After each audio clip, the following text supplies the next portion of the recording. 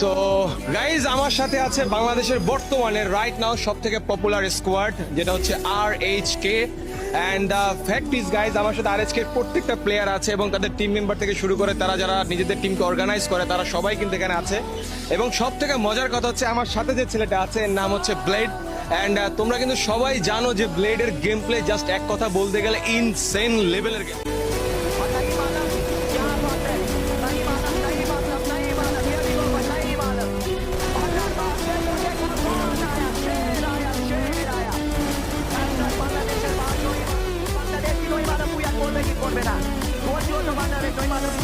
করবে না পাগল তোমার বালিকা बहुत बहुत शुक्रिया